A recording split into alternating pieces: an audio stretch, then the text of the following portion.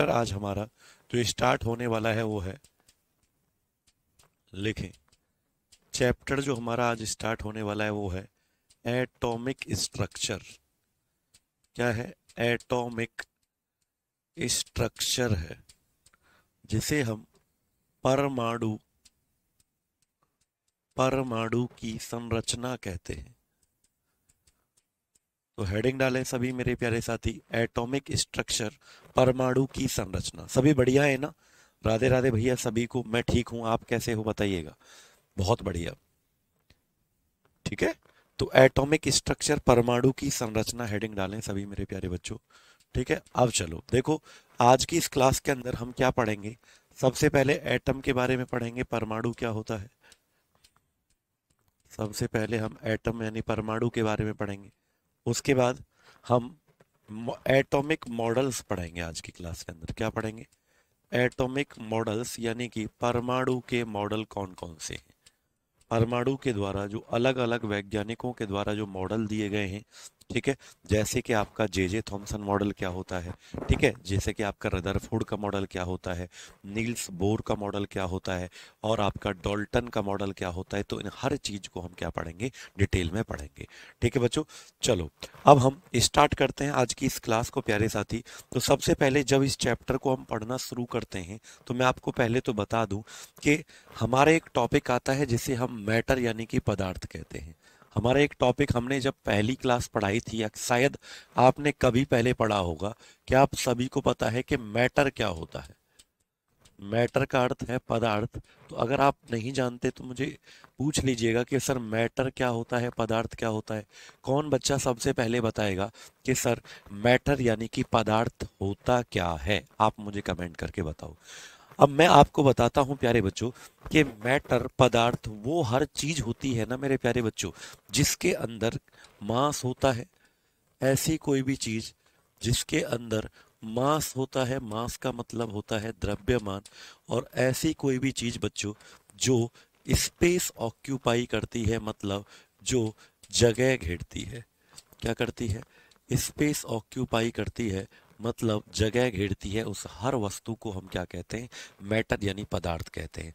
आप लोगों को कहीं ना कहीं इसके बारे में जानकारी जरूर होगी बच्चों। आवाज आपको क्लियर आ रही है बच्चों? हाँ जी, विलियन हमारा पूरा हो गया था। मिक्सचर और सॉल्यूशन टॉपिक हमारा पूरा हो गया था। मैंने कहा कि ऐसी दुनिया में कोई भी चीज अगर आपको दिख रही है प्यारे बच्चों, जिसके अंदर मास होता है, द्रव्यमान, और जो चीजें हमारी स्पेस ऑक्यूपाई करती हैं, जगह घेरती हैं, उनको क्या कहा जाता है? उनको हम पदार्थ कहते हैं, यानी कि मैटर कहते हैं। प्यारे साथी, हवा, इवन हवा जो होती है ना, एयर, इसके अंदर भी मास होता है। हवा के अंदर भी मास होता है, और हवा भी जगह घेरती है। इसीलिए मैं कह सकता हूं कि हवा भी एक पदार्थ होता है, यानी एयर भी एक मैटर होती है। क्लियर है? अब बात ये आती है कि सर अब आगे की बात बताओ। गुरुजी ध्यान से सुनिएगा। जैसे हम कहें कि हम, जो हमारी बॉडी है, आपकी बॉडी है, मेरी बॉडी है, या किसी का भी शरीर जो होता है, बॉडी, ये किस चीज से मिलकर बनता है? तो आप बोलेंगे सर शरीर की सबसे छोटी यूनिट, यानी हमारा जो बॉडी है, इसकी स्मॉलेस्ट यूनिट, सबसे छोटी इकाई सेल होता है। सेल का मतलब कोशिका होता है। सेल से मिलकर ऊतक बनते हैं, टिश्यू बनते हैं, टिश्यू से मिलकर ऑर्गन बनते हैं, अंग बनते हैं। तो मैं ये कहना चाहता हूं प्यारे बच्चों कि जैसे शरीर की सबसे छोटी इकाई क्या होता है? कोशिका। वैसे ही जितनी भी चीजें आपको दिख रही हैं, ये सब क्या हैं? ये मैटर हैं, पदार्थ हैं। और पदार्थ की सबसे छोटी इकाई, स्मॉलेस्ट यूनिट जो होता है, वो एटम यानी कि परमाणु होता है। क्या होता है? एटम यानी कि परमाणु होता है। तो सभी मेरे प्यारे बच्चों को याद रखना है क्या, कि एटम के बारे में अगर मैं आपको बताऊं कि एटम होता क्या है, एटम होता क्या है अगर मैं आपको बताऊं, तो साथ ही याद रखना है आप लोगों को, एटम होता है स्मॉलेस्ट यूनिट ऑफ मैटर, यानी पदार्थ की सबसे छोटी इकाई क्या होता है? परमाणु होता है। ये बात किसने कही? तो लिखें, द स्मॉलेस्ट, लिखें बेटा, the smallest unit of any matter, any matter is called atom. लिखें, पदार्थ की सबसे छोटी इकाई, पदार्थ की सबसे छोटी इकाई परमाणु होता है, परमाणु होता है।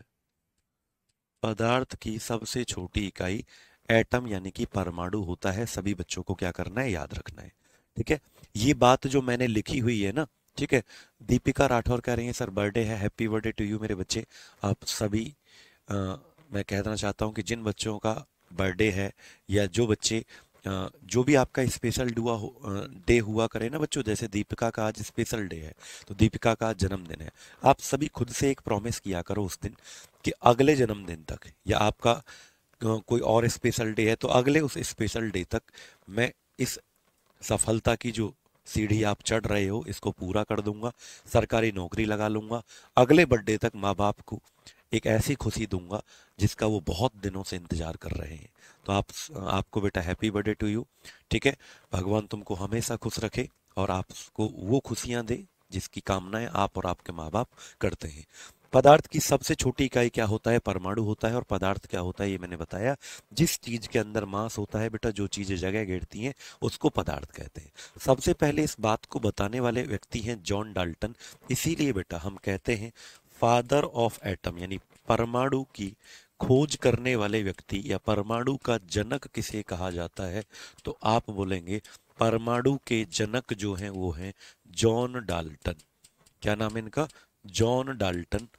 जॉन डाल्टन को परमाणु का जनक कहा जाता है और इन्होंने 1808 में परमाणु की खोज की थी। ठीक है, इन्होंने 1808 में ये बात कही थी जो मैंने ऊपर लिखी गई है। लेकिन प्यारे बच्चों, इनसे एक बहुत बड़ी गलती हो गई। इनसे क्या हो गई, जॉन डाल्टन की एक बहुत बड़ी गलती है, वो गलती आपको याद रखना है। इन्होंने बोला कि सर जैसे ये मेरे हाथ में क्या लगा हुआ है, ये मेरे हाथ में पेन लगा हुआ है, पेन। और ये पेन क्या है, एक प्रकार का मैटर है, पदार्थ, क्योंकि पेन के अंदर जगह, अगर इस पेन को रखूंगा तो जगह भी घेरेगा। इस पेन के अंदर मास भी है यानी द्रव्यमान भी है। क्लियर। तो अगर मैं बोलूं कि ये जो पेन है ये किससे मिलकर बनता है, ये बनता है एटम, छोटे छोटे इसमें क्या है, एटम है यानी कि परमाणु है। ठीक है, ठीक है, जल्दी से बताओ एटम क्या है, इसमें छोटे छोटे परमाणु हैं। बिल्कुल, ये पेन में छोटे छोटे क्या है, एटम है, परमाणु है। किसने कही ये बात बेटा, ये कही जॉन डाल्टन ने। कब कही, 1808 में कही। इनसे बहुत बड़ी गलती ये हो गई, इन्होंने बोला कि सर एटम इतना छोटा होता है कि परमाणु इसके और अधिक टुकड़े नहीं किए जा सकते।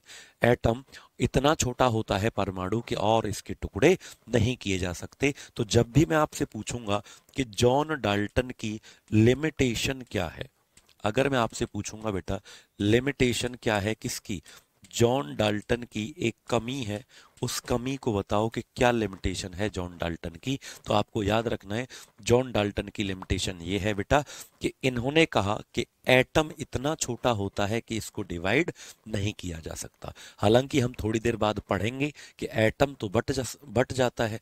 एटम के अंदर तो न्यूक्लियस पाया जाता है, नाभिक, नाभिक के अंदर प्रोटॉन न्यूट्रॉन होते हैं, बाहर इलेक्ट्रॉन घूमते हैं, तो हम इन सब बातों को पढ़ेंगे। लेकिन इन्होंने क्या बोला बेटा, इनकी लिमिटेशन ये क्या है, ये है, लिखें according to John Dalton, according to John Dalton atom can not be divided further. Hindi में लिखें बच्चों, जॉन डाल्टन के अनुसार, जॉन डाल्टन के अनुसार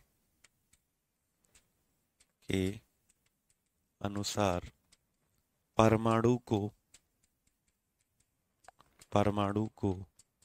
और अधिक नहीं बांटा जा सकता, और अधिक नहीं बांटा जा सकता। किसने कही ये बात, जॉन डाल्टन ने कही कि परमाणु को और अधिक बांटा नहीं जा सकता। और ये क्या है बच्चों, इनकी लिमिटेशन है। क्लियर है। हाँ पुष्कर जी, यहाँ पर अलग से आपको पढ़ाया जाएगा बेटा, यूट्यूब की क्लास अलग होती है, यहाँ क्लास आपकी अलग चलती है। ठीक है, चलो अब जरा ध्यान से सुनिएगा मेरे प्यारे बच्चों। लेकिन हम बहुत समय के बाद पढ़ेंगे कि सर एटम जो होता है, जब हम पढ़ेंगे ना कि एटम तो बट जाता है, ठीक है, कुछ वैज्ञानिक आएंगे जैसे जे थॉमसन आएंगे, रदरफोर्ड आएगा, चैडविक आएगा, तो वो बताएंगे कि एटम तो बट जाता है, परमाणु को तो बांटा जा सकता है। एक बच्चा कह रहा है सर एटम क्या है? पपई, पपई नाम है आपका बेटा। एटम से ही दुनिया मिलकर बनती है। ये जितनी भी चीजें आपको दिख रही हैं इन सब की छोटी से छोटी यूनिट क्या होती है? एटम यानी कि परमाणु होती है। क्लियर है? चलो, हमारा जो शरीर है इसकी सबसे छोटी यूनिट क्या होती है? सेल, कोशिका होती है, क्योंकि हम लिविंग हैं, हम क्या हैं? सजीव हैं। और निर्जीव चीजों की जितनी भी ये आपकी हैं सभी चीजें, इनकी सबसे छोटी यूनिट क्या होती है? मैटर। मैटर की छोटी यूनिट क्या होती है? एटम। लेकिन हम पढ़ेंगे बेटा, आगे चल के हम पढ़ेंगे कि एटम जो होता है इसको तो बांटा जा सकता है। आगे चल के हम पढ़ेंगे कि एटम को बांटा जा सकता है। एटम के अंदर जो पाया जाता है, एटम के अंदर जो पाया जाता है वो पाया जाता है न्यूक्लियस, यानी कि नाभिक पाया जाता है। एटम के अंदर क्या पाया जाएगा? न्यूक्लियस यानी कि नाभिक पाया जाएगा। और इस नाभिक में हम ये पढ़ेंगे कि इस नाभिक के अंदर पाए जाते हैं प्रोटॉन, और क्या पाए जाते हैं इसके अंदर? न्यूट्रॉन पाए जाते हैं। इस नाभिक के बाहर यानी न्यूक्लियस के बाहर जो घूमते रहते हैं उनको हम क्या कहते हैं? इलेक्ट्रॉन के नाम से जानते हैं। उनको हम क्या कहते हैं? इलेक्ट्रॉन के नाम से जानते हैं। अब यहाँ से दो सवाल आपसे पूछा जाएगा कि सर एटम के अंदर पाया जाता है न्यूक्लियस, यानी कि परमाणु के अंदर पाया जाता है नाभिक। तो अगर मैं आपसे पूछूं कि सर यहाँ पर एटम का साइज कितना होता है? एटम का साइज कितना होता है? परमाणु का आकार कितना होता है? बेटा अगर कोई चीज स्फेरिकल है, गोलाकार है, अगर कोई चीज स्फेरिकल है, गोलाकार है, तो उसके साइज का मतलब होता है उसकी रेडियस। उसके साइज का, आकार का मतलब होता है उसकी त्रिज्या। क्लियर है? ठीक है, अब सुनो जरा ध्यान से। तो इसका साइज क्या होगा? परमाणु जो है एटम, इसका साइज क्या होगा? तो आपको याद रखना है 10⁻⁻10 मीटर होता है। क्या होता है? 10⁻⁻10 मीटर होता है। अच्छा, 10⁻⁻10 को हम एक एंगस्ट्रॉम के नाम से भी जानते हैं। क्या कहते हैं? 10⁻10 को। हाँ जी भैया, तुम्हारा क्या नाम है? सत्यपाल जी। हाँ, आपका जवाब सही है एकदम, बिल्कुल। सबसे छोटी यूनिट क्या होगा? इसका भी एटम होगा, यानी कि परमाणु होगा। ठीक है,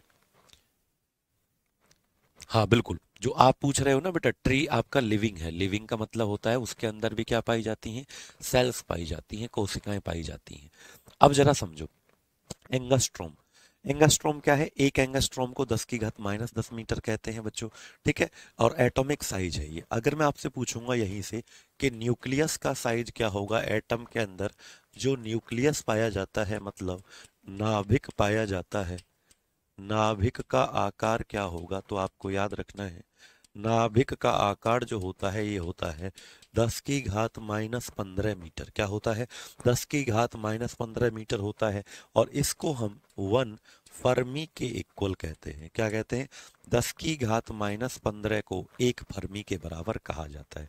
अगर मैं आपसे पूछूंगा कि इनका रेशियो क्या आएगा, यानी कि दोनों के अनुपात क्या होगा, साइज का अनुपात क्या होगा, तो आपको याद रखना है 10⁻⁻10 ये है, इनका अनुपात इससे अगर निकालना है -15 से, तो बच्चों याद रखना ये इससे कितना गुना? 10⁻⁻10 बड़ा होता है, ये बात याद रखना। 10⁻⁻10 बड़ा होता है और 10⁻⁻15 छोटा होता है। तो कितना बड़ा गुना बड़ा है? तो आप याद रखना 10⁻5:1। मतलब कौन बड़ा है? परमाणु अपने नाभिक से। अगर नाभिक 1 है तो वो 1 लाख होगा। ठीक है, अगर नाभिक 1 है तो वो क्या होगा? 1 लाख होगा। तो याद रखना, लिखो atom is 1 lakh times greater than it's nucleus. Greater than it's nucleus. सभी लोग लिखें, कोई परमाणु कोई परमाणु अपने नाभिक से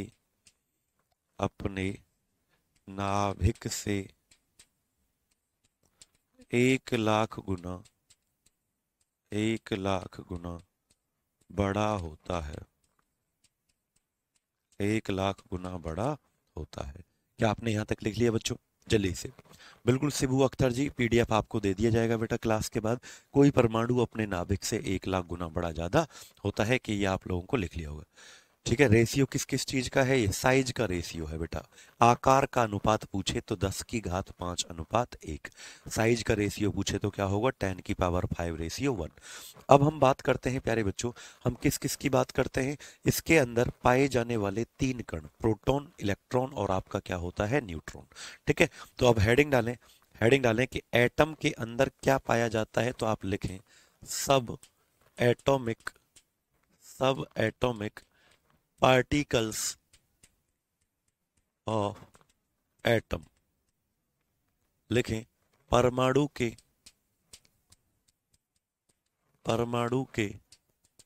अंदर पाए जाने वाले कण।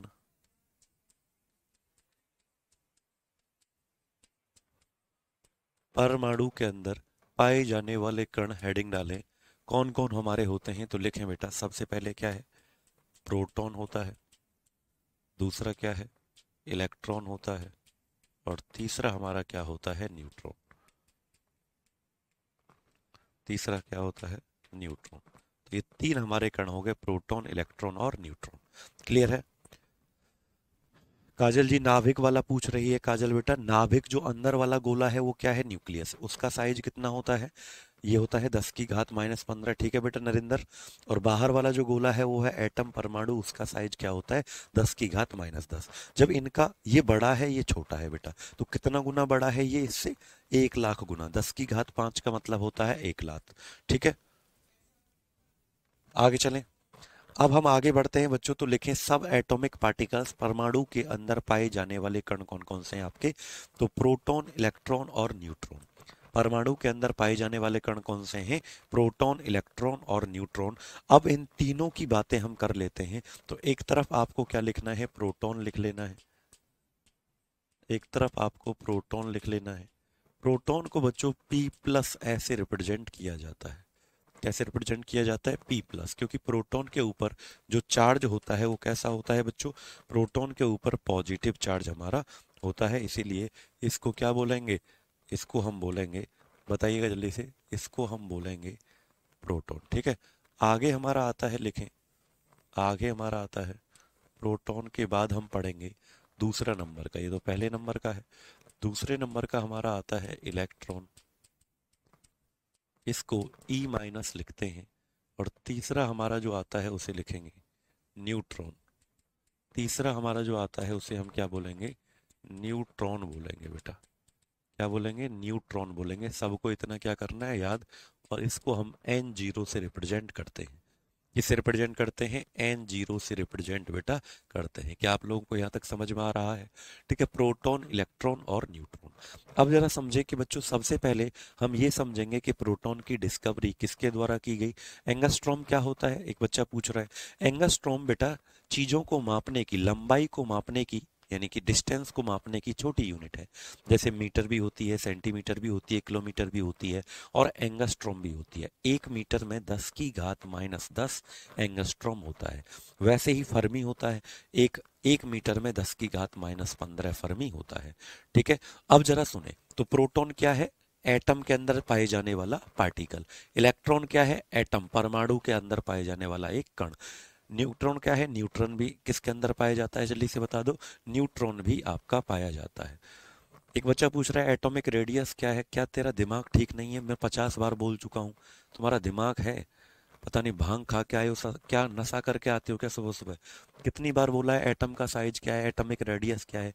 ये गधा, साइज का मतलब रेडियस ही होता है, बिल्कुल ही। मतलब तुमने क्या खाते हो? मिट्टी विट्टी खाते हो? क्या खाते हो तुम लोग? है, रोटी सब्जी खाते हो कि नहीं खाते? अनाज खाते हो? इतना इतना मतलब मैं इतनी आसान लैंग्वेज में लिखवा रहा हूँ एक एक चीज को, फिर भी पूछ रहा है एटम का साइज क्या है। अरे साइज का मतलब रेडियस ही होता है। कितना है वो? 10⁻⁻10। न्यूक्लियस का साइज मतलब न्यूक्लियस की रेडियस, न्यूक्लियस की त्रिज्या। एक कह रहा है प्रोटॉन क्या है। तुम लोग पढ़ना छोड़ दो, नौकरी जिंदगी भर नहीं लगेगी, मैं लिख के देता हूँ। एक कह रहा है प्रोटॉन क्या है। प्रोटॉन अभी नहीं बताया कि एटम के अंदर, परमाणु के अंदर क्या पाया जाता है? नाभिक। नाभिक में 2 लोग होते हैं, एक प्रोटॉन एक न्यूट्रॉन। बाहर कौन घूमते हैं? इलेक्ट्रॉन। पता नहीं कहाँ से आते हो तुम लोग। मतलब जिंदगी में मैंने तुम्हारे जैसे बच्चे ही नहीं देखे। कोई कह रहा है प्रोटॉन क्या है। शुरू से आया करो भाई, 12 बजे आया करो। अगर 12 बजे तुम लोग नहीं आए तो तुमको कुछ समझ नहीं आएगा। 12 बजे क्लास शुरू होती है, 12 बजे ही आया करो। बीच में आओगे 12:30 बजे और पूछोगे प्रोटॉन क्या है, तो एक भी बार नहीं बताऊंगा कि प्रोटॉन क्या है। समझ में आया अब सुनो ध्यान से यहाँ। कहा प्रोटॉन की सबसे पहले डिस्कवरी किसके द्वारा की गई, तो लिखें इट इज डिस्कवर्ड बाई। अभी डिस्कवरी कैसे कैसे हुई और क्यों क्यों किसने की, इनके मॉडल तो अभी पढ़ेंगे। पहले जो क्वेश्चन बन सकते हैं प्रोटॉन से संबंधित उनको हम लिख रहे हैं। ठीक है, आगे लिखें discovered by it is discovered by Goldstein in 1886। इसकी खोज 1886 में गोल्डस्टीन के द्वारा की गई। गोल्डस्टीन वैज्ञानिक का नाम है। कहीं गोल्ड का मतलब सोना समझ लो, यहां भी स्टीन का मतलब स्टील समझ लो। स्टील के द्वारा की गई। क्लियर। आगे दूसरा, प्रोटॉन के बारे में खोज तो की गई गोल्डस्टीन के द्वारा 1886 में, लेकिन लेकिन अगर मैं आपसे बोलूं कि भैया इसका नाम किसके द्वारा रखा गया, लिखो name proton is given by. Name proton is given by Rutherford. Proton का नाम रदरफोर्ड के द्वारा दिया गया 1911 में।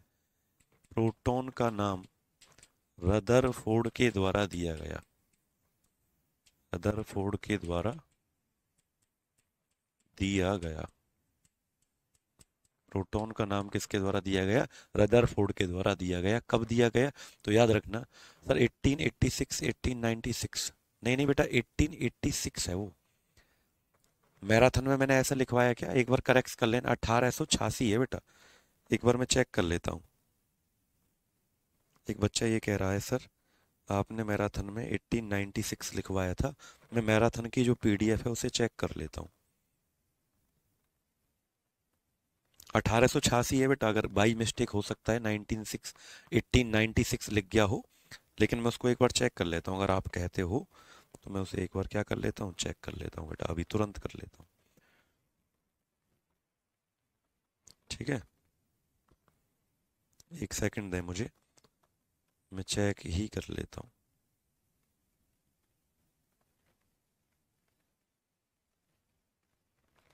अभी चेक कर लेते हैं बेटा। ठीक है, 1886 सही है। अगर 96 हुआ है गलती से तो आप उसको सही कर लीजिएगा, है ना। हो सकता है जल्दी में मैंने क्या लिख दिया हो, वहां पर 96 लिख दिया हो।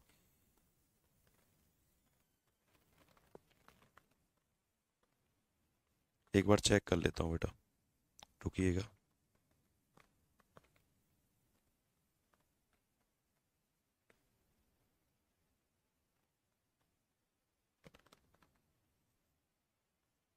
हाँ भाई 1896 भाई गलती से लिखा हुआ है वो। मैं उसको करेक्शन करवाने की कोशिश करूंगा अगर वीडियो में हुआ। 1886 लिखो बेटा, 86। 1886 सही है, उसमें बाई मिस्टेक भैया वो लिखा हुआ है 96 लिख गया है बेटा वो। ठीक है, उसको मैं करेक्शन करवा दूंगा, चिंता मत करो आप लोग। उसको वहां पर करेक्शन करवा दिया जाएगा बेटा। ठीक है, चलो। तो लिखे बेटा 1911 में, यानी लगभग 25 साल बाद आप देखोगे 1886 से लेकर 1911 तक लगभग 25 साल लग गए। प्रोटॉन को नाम दिया गया रदरफोर्ड के द्वारा। और बच्चों हाँ, आगे चलें। अब सुनो ध्यान से, अब आगे बात करते हैं प्रोटॉन के ऊपर चार्ज कितना होता है, तो लिखें चार्ज यानी कि आवेश कितना होता है, तो आप लिखिएगा पॉजिटिव होता है। सबसे पहले तो ये तो पता है, P प्लस का मतलब पॉजिटिव चार्ज।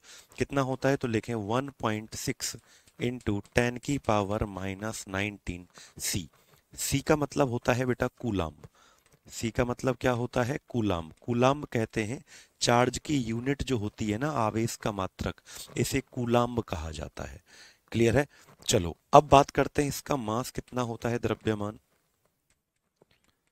इसका द्रव्यमान कितना होता है, तो लिखें बेटा द्रव्यमान होता है कितना 1.6 इंटू 10⁻⁻27 किलोग्राम। आई थिंक आपने ये चार बात 1 2 3 4 ये चारों आपको क्या करना है, लिख लेना है। ठीक है, ये चारों आपको क्या है, लिखना है। किसने बताया परमाणु विभाज्य है? परमाणु विभाज्य है ये जे थॉमसन, और बाकी के वैज्ञानिक सभी बताएंगे। समझ में आई ये चारों बातें? अब आगे चलते हैं, यहां से आगे बढ़ते हैं बच्चों, इधर आते हैं। ठीक है, इलेक्ट्रॉन की डिस्कवरी किसके द्वारा की गई, तो लिखें it is discovered by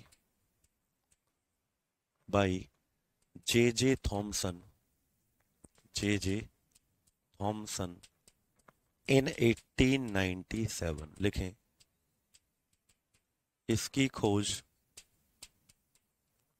J Thompson ने, जे थॉमसन ने 1897 में की, 1897 में की। ठीक है, इलेक्ट्रॉन पे देखो खोज भी इसने ही की और नाम भी इसने लिखा, इसलिए यहां पर ये याद रखना। ठीक है, कि ये दोनों तो अलग अलग थे दो वैज्ञानिक, यहां पर एक ही है इलेक्ट्रॉन के लिए, कौन नाम है उसका, जे थॉमसन। इसके ऊपर लिखें चार्ज कितना होता है, आवेश कितना होता है, तो याद रखना चार्ज होता है माइनस, देखो बिल्कुल इसके बराबर होता है, बस ये पॉजिटिव होता है, वो क्या होता है, नेगेटिव। तो -1.6 इंटू 10⁻⁻19 कूलाम। सी का मतलब कूलाम, कूलाम क्या होता है, चार्ज की यूनिट बच्चों होती है। आगे लिखें इसका मास कितना होता है, द्रव्यमान, मास कितना होता है द्रव्यमान, तो 9.1 इंटू 10⁻⁻31 kg क्या है इसका मास होता है। क्लियर है? अब बात करते हैं आगे, न्यूट्रॉन की तरफ आते हैं। तो याद रखना बेटा, याद रखना कि देखो डिस्कवर्ड किसके द्वारा किया गया, लिखें discovered by James Chadwick, James Chadwick किसके द्वारा, जेम्स चैडविक के द्वारा 1932 में खोजा। लिखो जेम्स चैडविक के द्वारा 1932 में खोजा, 1932 में खोजा गया। क्लियर है? इसके ऊपर कोई चार्ज नहीं होता बेटा, इसीलिए इसके ऊपर क्या लिखते हैं, जीरो लिखते हैं। ठीक है, अभी दो चार्ज सेम रहेगा, सेम चार्ज रहेगा, बस यहाँ पर पॉजिटिव होता है वही चार्ज, वहां पर क्या होता है, नेगेटिव, क्योंकि चार्ज आवेश दो प्रकार के होते हैं। इलेक्ट्रॉन में -13 होता है ना सर, नहीं बेटा प्रीति, -19 होता है। यहाँ पर मास होता है -31। ठीक है, चलो बिल्कुल, हाँ ये भी बनाना पड़ेगा विशाल, आपको इसके नोट्स बनाने पड़ेंगे। लिखें चार्ज जो होगा, आवेश, आवेश जो होगा चार्ज, वो रहेगा जीरो, न्यूट्रॉन पर चार्ज। आगे मास जो होता है द्रव्यमान, लिखें बेटा द्रव्यमान जो होता है वो होता है आपका 1.6 इंटू 10⁻⁻27 किलोग्राम। लेकिन अगर मैं पूछूं कि आप सर एक बात देखो, यहाँ पर इसका चार्ज, इसका मास सॉरी, और उसका मास तो बराबर जैसे दिख रहे हैं, ये भी आपका कितना दिख रहा है 1.6 इंटू 10⁻⁻27, ये भी आपका कितना दिख रहा है 1.6 इंटू 10⁻⁻27। तो सर एक बात बताओ, फिर किसका मास ज्यादा होता है, भाई किसका मास ज्यादा होता है? तो बेटा आपको याद रखना है कि न्यूट्रॉन का मास थोड़ा सा ज्यादा होता है। तो अगर मैं इन तीनों में से आपको पूछूं कि कौन थोड़ा सा और भारी होता है, तो आपको क्या याद रखना है, बोलो आपको क्या याद रखना है बेटा, बोलो न्यूट्रॉन भारी होता है। ये जो ये है ना, ये थोड़ा सा हैवी है। ठीक है, वो है ना थोड़ा सा कम है, पॉइंट में कम होता है बहुत, ये एग्जैक्टली बराबर नहीं है। ये जो द्रव्यमान है इन दोनों का, वो बेटा एग्जैक्टली बराबर नहीं होता है। तो अगर मैं आपसे पूछूं ना कि सबसे भारी कौन है, तो आप लिखना, अगर मैं पूछूं हैवीएस्ट कौन होता है इन तीनों में से, हैवीएस्ट कौन होगा, सबसे भारी, सबसे भारी कौन होगा, तो आप याद रखेंगे कि सबसे भारी न्यूट्रॉन होता है, और उससे फिर प्रोटॉन होता है। सबसे हल्का कौन होता है बेटा, सबसे हल्का, सबसे हल्का हमारा इलेक्ट्रॉन होता है ना। ये अच्छा, आप तो सोच रहे होगे सर ये तो बराबर लिख रहे हैं आपने, आपने इसका मास और उसका मास बराबर कर दिया, तो फिर ये थोड़ा सा भारी क्यों है? बेटा है थोड़ा सा, पॉइंट में भारी है। कितना भारी है मैं आपको बता दूं, थोड़ा सा भारी है, और लिख देता हूं कितना। ये जो है इससे ये लिखो 0.1 टाइम्स हैवी, यानी 0.1 गुना भारी है। कितना भारी है? 0.1 गुना भारी है, 0.1 गुना भारी है। ठीक है। सबसे हल्का कौन है बेटा? इलेक्ट्रॉन है। अच्छा, यहाँ पर एक सवाल बेटा पेपर में आता है कि कई बार ना ऐसे क्वेश्चन पेपर में आता है, क्या आता है, जैसे आपसे अगर पूछा जाए वेट और मास में क्या अंतर है, जब ग्रेविटेशन वाला टॉपिक पढ़ेंगे तब बताएंगे। सुनो बच्चों, मैंने कहा कि कई बार ऐसे सवाल पूछा जाता है कि what is the mass of proton, तो tell me the answer. What is the mass of proton? जल्दी से कमेंट करके बताओ कि प्रोटॉन का मास कितना होता है, कौन बताएगा? सबसे पहले कौन बताएगा कि प्रोटॉन का मास कितना होता है? जल्दी से बताओ बेटा। अगर मैं आपसे पूछूं कि प्रोटॉन का मास कितना होता है, जल्दी से बताइएगा।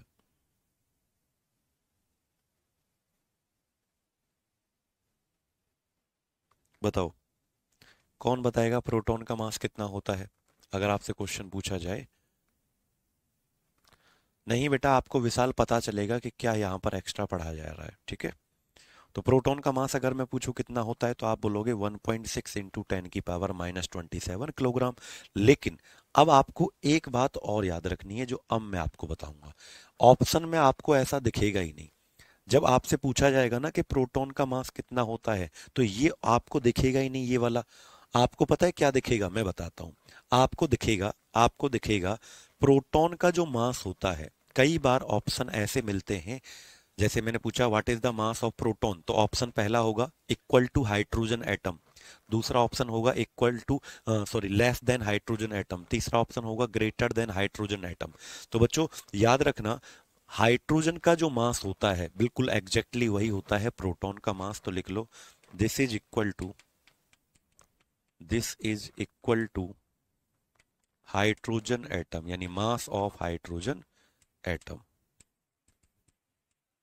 यह है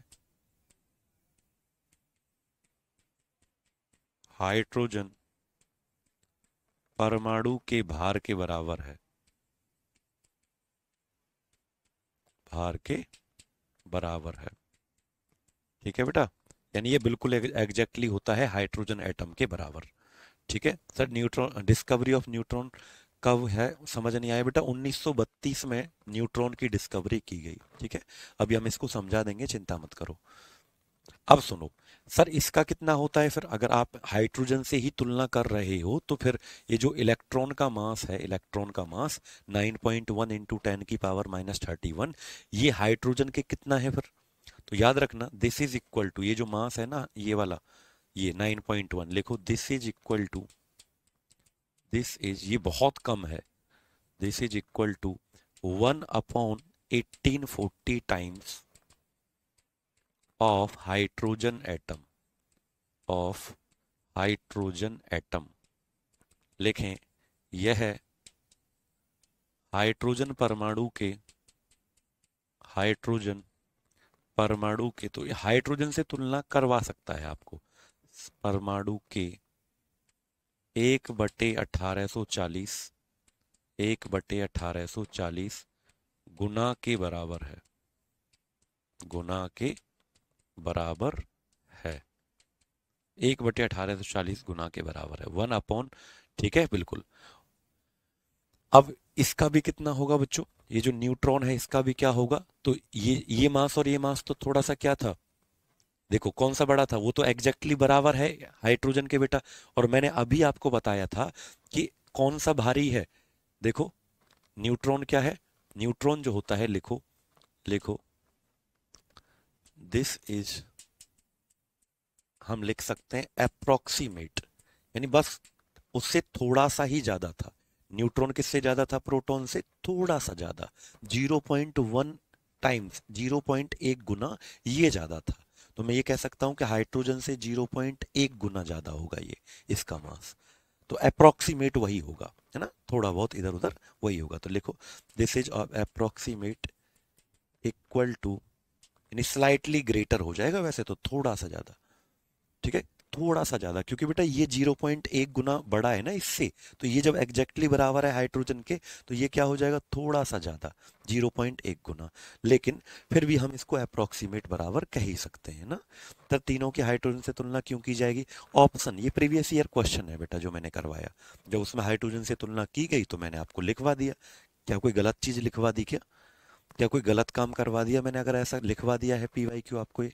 तो लिखो this is approximate equal to hydrogen atom, यानी है तो थोड़ा सा बड़ा, कितना बड़ा, 0.1 गुना बड़ा है ना, लेकिन फिर भी हम इसको लगभग बराबर मान लेते हैं। यह है लगभग,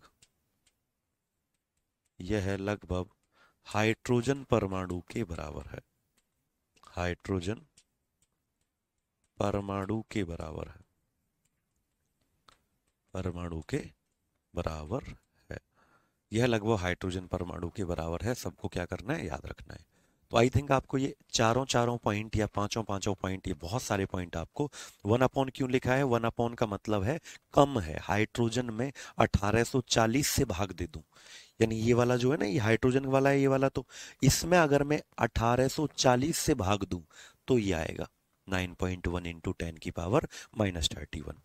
ठीक है बेटा, इतना कम है इलेक्ट्रॉन का मास, ये है मेरा कहने का अर्थ। आगे समझ में आ गया आपको, तो यहां तक क्लियर है। प्रोटॉन इलेक्ट्रॉन न्यूट्रॉन के बारे में आई थिंक आपको बढ़िया तरीके से समझ में आ गया होगा। जल्दी से बता दो, एक बार यस लिखें कमेंट में, हर बच्चा यस लिखेगा अगर आपको यहां तक समझ में आ गया है तो। एक बार सभी बच्चे कमेंट में क्या लिखेंगे, यस लिखेंगे अगर आपको यहां तक समझ में आ गया है तो, फिर उसके बाद हम आगे चलते हैं बेटा।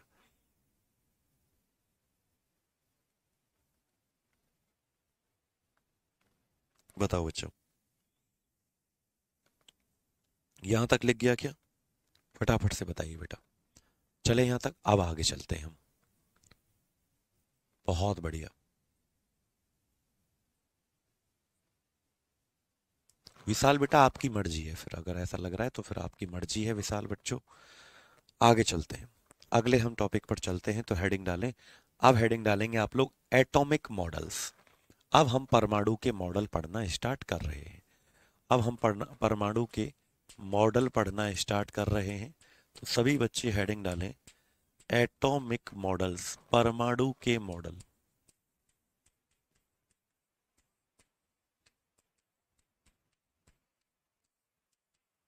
एटॉमिक मॉडल्स, परमाणु के मॉडल।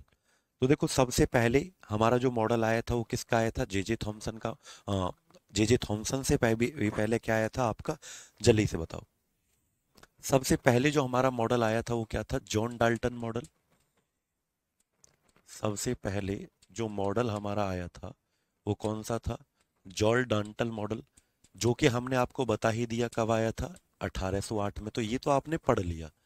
जॉन डाल्टन मॉडल तो आपने पढ़ लिया कि जॉन डाल्टन मॉडल में इन्होंने कहा था कि पदार्थ की सबसे छोटी इकाई, मैटर की सबसे छोटी यूनिट क्या होता है, एटम होता है, एटम को बांटा नहीं जा सकता। तो इनकी लिमिटेशन थी, एक इनकी कमी क्या थी कि एटम तो बट जाता है, परमाणु को तो बांटा जा सकता है। तो भैया ये हमारा जॉन डाल्टन मॉडल तो एक बार हमने कर लिया, ठीक है। लेकिन अब हम दूसरे नंबर पे जो हमारा मॉडल आता है, इसे हम कहते हैं बेटा, लिखें जे जे थॉमसन मॉडल। क्या है बेटा, जे जे थॉमसन मॉडल, लिखें हेडिंग डालें जे जे थॉमसन मॉडल, जे जे थॉमसन का मॉडल। बच्चों इस मॉडल में आपको क्या याद रखना है, इस मॉडल के माध्यम से जे जे थॉमसन ने, ठीक है, 1897 में, इलेक्ट्रॉन की खोज कब की गई, 1897 में जे जे थॉमसन किसकी खोज करेंगे बेटा, इलेक्ट्रॉन की खोज करेंगे। जे जे थॉमसन 1897 में। सर एक बार देख लो ना, क्या देखना है बेटा, संदीप आवाज आ रही है आपको, बताओ जल्दी से।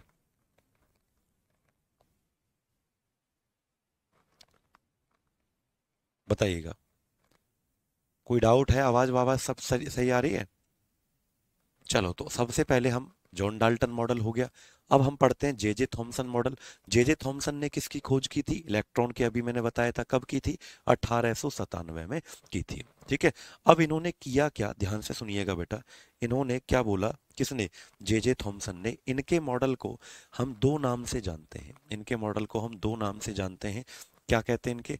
इन्हीं के मॉडल को हम पिलम पुडिंग मॉडल, क्या कहते हैं, लिखें, पिलम पुडिंग मॉडल भी कहते हैं, या वाटरमेलन मॉडल भी कहते हैं। क्या कहते हैं? वाटरमेलन मॉडल भी कहा जाता है, तरबूज का मॉडल। तो तरबूज के ऊपर भैया इन्होंने बात कही है, तरबूज का मॉडल इसको कहा जाता है। क्या आपको याद हो गया? तरबूज का मॉडल या प्लम पुडिंग मॉडल किसे कहा जाता है? तो आप याद रखना, जे जे थॉमसन का जो मॉडल है इसे तरबूज का मॉडल कहा जाता है। अब इन्होंने क्या बताया, ध्यान से सुनिएगा बेटा। इन्होंने क्या बताया, ध्यान से सुनिएगा।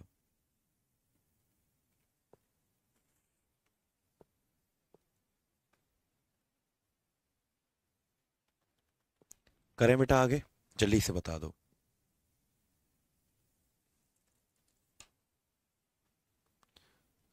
तो अगर मैं आपसे पूछूं कि जे जे थॉमसन कौन है भैया, जे जे थॉमसन पहले ऐसे वैज्ञानिक हैं, ठीक है, जिन्होंने पहली बार थियोरेटिकल डिस्क्रिप्शन दिया स्ट्रक्चर ऑफ एटम का। कई बार ये सवाल पेपर में पूछा जाता है कि सबसे पहले एटम का स्ट्रक्चर जो बताया, परमाणु की संरचना के बारे में जो बताया, वो किस व्यक्ति ने बताया? तो आंसर क्या आएगा? जे जे थॉमसन ने बताया। ठीक है, ध्यान दीजिएगा। अगर मैं आपसे पूछूं कि सबसे पहले, लिखो ये पॉइंट बहुत इंपॉर्टेंट है, देखो, J J Thomson, J J Thomson is the scientist, is the scientist who gave first time theoretical structure of atom। पहली बार उन्होंने तो सिर्फ ये कहा था जॉन डाल्टन ने कि परमाणु की सबसे छोटी पदार्थ की सबसे छोटी इकाई क्या होती है? परमाणु होती है। ठीक है, लेकिन इन्होंने सबसे पहले आकार बताया था, किसका? स्ट्रक्चर ऑफ एटम के बारे में सबसे पहले किसने बताया? तो आप क्या बोलेंगे?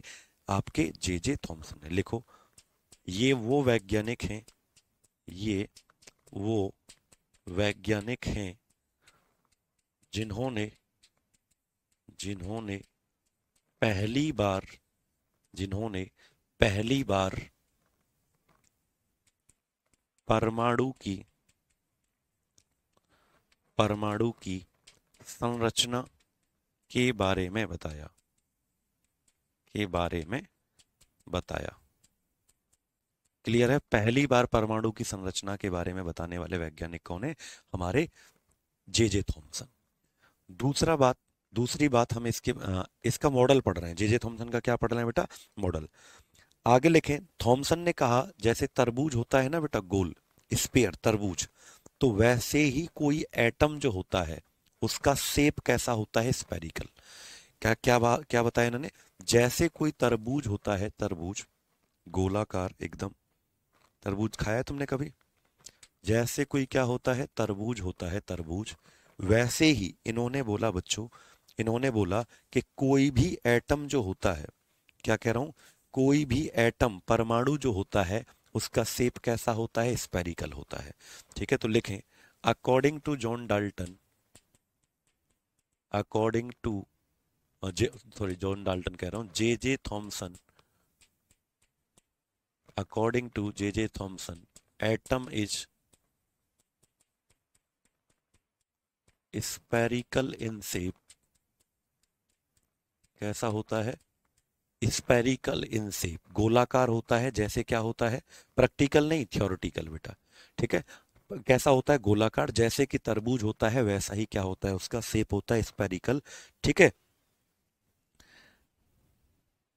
और इसके अंदर and positive and positive and negative charge, positive and negative charge are are present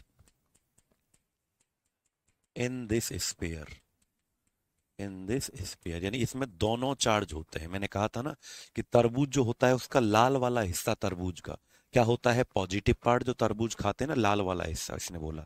और जो नेगेटिव चार्ज है वो होते हैं इलेक्ट्रॉन। नेगेटिव चार्ज क्या होते हैं, इलेक्ट्रॉन। तो लिखें जे जे थॉमसन के अनुसार,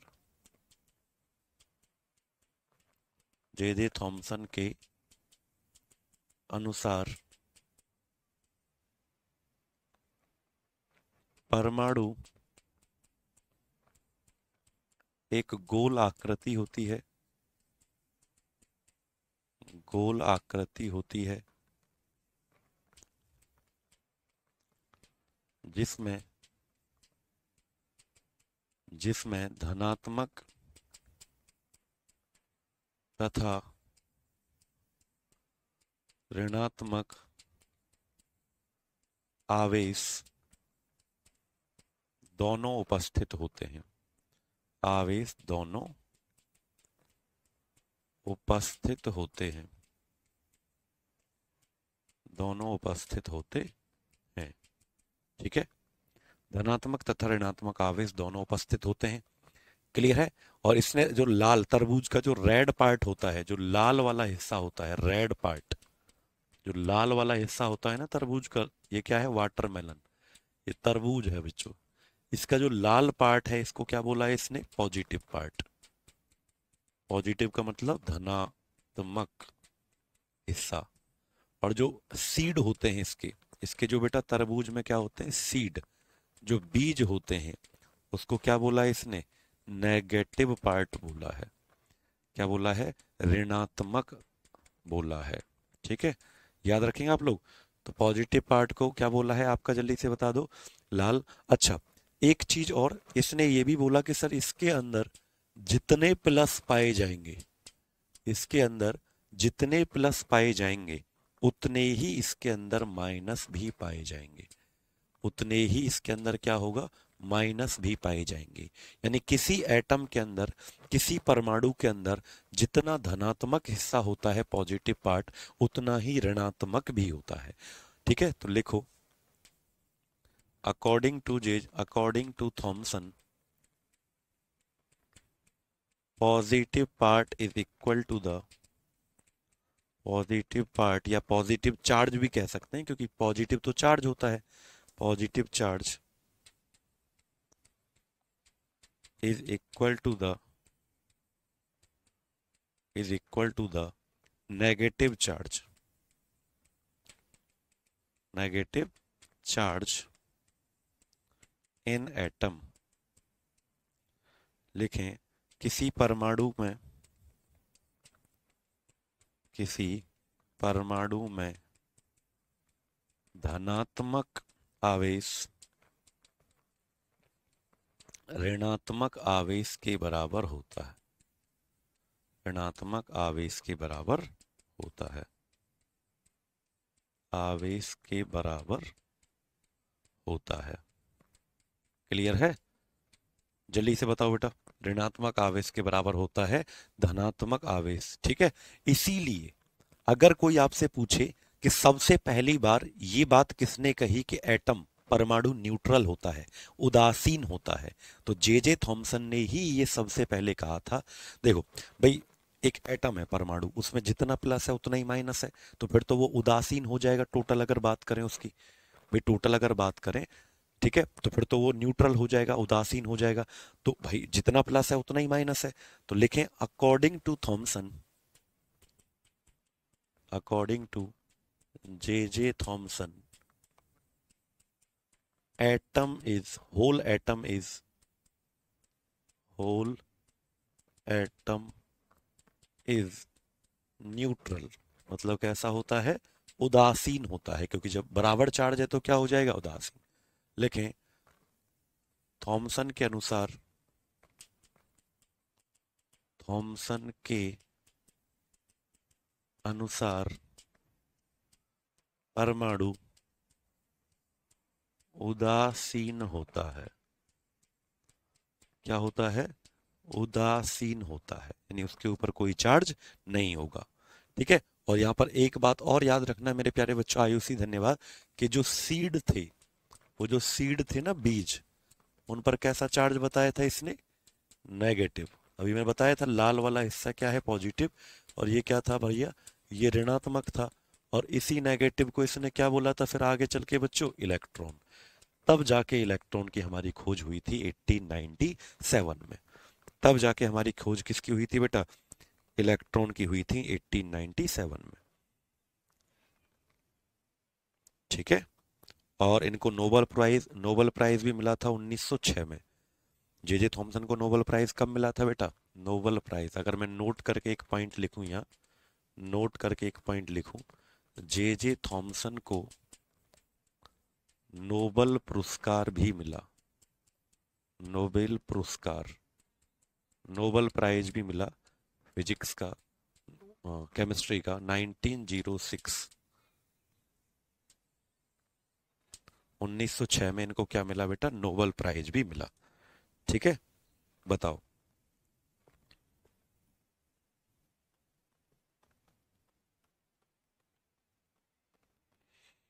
बताइएगा।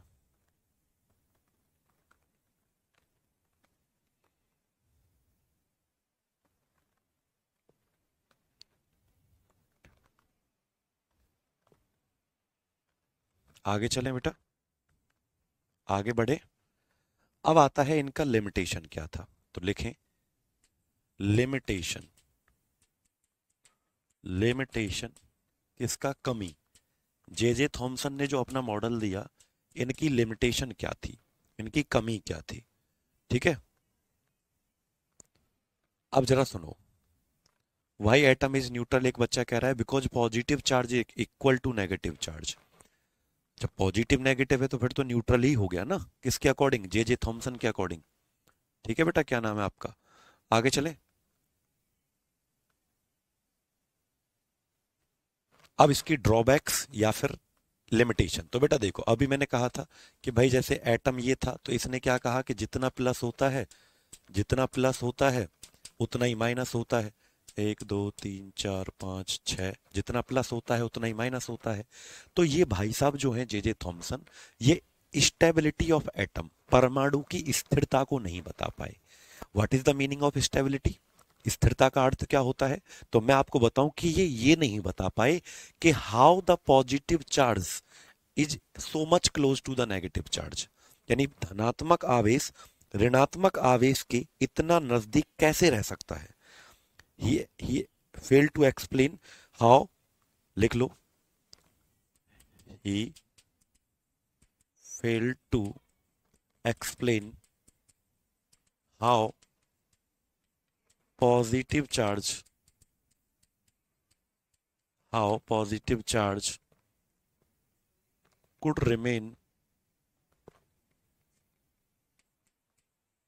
could remain so close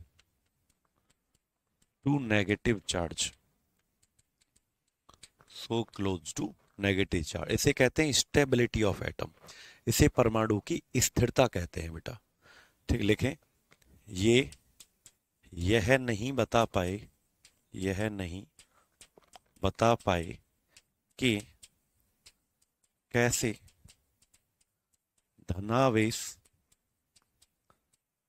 ऋणावेश के ऋणावेश के इतना नजदीक रह सकता है, इतना नजदीक रह सकता है, या इसी चीज को हम क्या कहते हैं? स्टेबिलिटी ऑफ एटम के बारे में नहीं बता पाए, अस्थिरता के बारे में, या इसी चीज को, ये जो पूरा मैंने एक्सप्लेन किया है ना, ये क्या है? ही कुड नॉट, ऐसे भी लिख सकते हो आप लोग, he could not explain stability of atom, stability of atom. लिखें, ये परमाणु की स्थिरता के बारे में नहीं बता पाए, ये परमाणु की स्थिरता के बारे में, स्थिरता के बारे में नहीं बता पाए, नहीं बता पाए। ठीक है बेटा, तो कैसी लगी आज की क्लास, कमेंट करके बताइएगा। फिर। ठीक है। हाँ, तो फिर